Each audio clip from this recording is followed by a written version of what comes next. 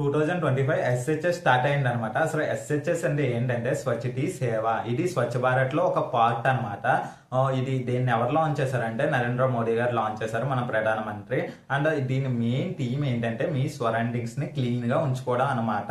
And exam based లో ఏమేమి questions అడుగుతారో చూద్దాం. స్వచ్ఛతీ సేవ అసలు ఎప్పుడు లాంచ్ అయింది? 2017 లోనే ఇది స్టార్ట్ అయింది స్వచ్ఛతీ సేవ.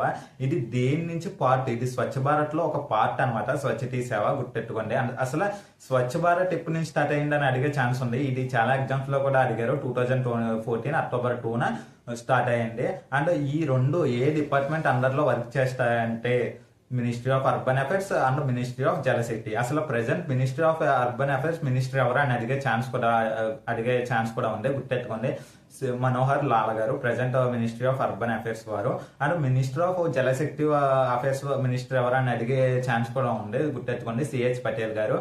అంటే ఎవ్రీ ఇయర్ ఎప్పటి నుంచి ఎప్పటి వరకు ఈ స్వచ్ఛతీ సేవ జరుగుతుంది అని అడిగే ఛాన్స్ ఉంది. అక్టోబర్ అండ్ సెప్టెంబర్ గుర్తెట్టుకోండి. అంటే 2025 విషయానికి వస్తే 2025 లో సెప్టెంబర్ 17 నుంచి అక్టోబర్ 2 వరకు ఈ స్వచ్ఛతీ సేవ జరుగుతుంది అనమాట. So thanks for